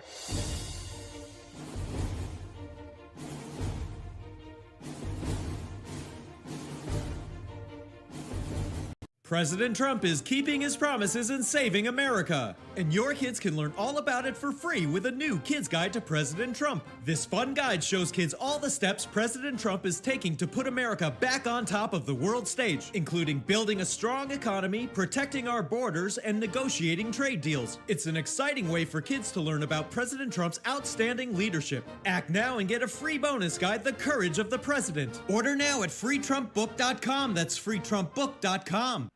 Hey y'all, it's Silk from the Diamond and Silk Chit Chat live show. Look, don't forget to check me out right here on RSBN Network. Be sure to watch the show on Right Side Broadcasting Network, and I want you to support Right Side Broadcasting Network. Yes, it's imperative that you do so, okay? I look to see y'all soon. Bye-bye. Hello, everyone. I'm excited to announce the next generation of energy drinks, Rev 7. It has no sugar and no caffeine. Instead, Rev 7 uses Go BHB. Go BHB is one of the body's primary ketones, and it provides the most efficient and clean fuel that your body needs. It also helps you stay energized all day with no crashes. Not only that, it produces 3 times more brain energy than sugar, which helps boost your memory, focus, and mental sharpness. It also helps reduce stress and helps balance your mood. Rev 7 does all that while being the best tasting energy drink ever. So go to mypillow.com or call the number on your screen. Use your promo code to save 20% today. I'm so sure you're going to love Rev 7. For a limited time, you get our introductory 3-pack absolutely free. I drink Rev 7 every day, and I absolutely love it, and so will you.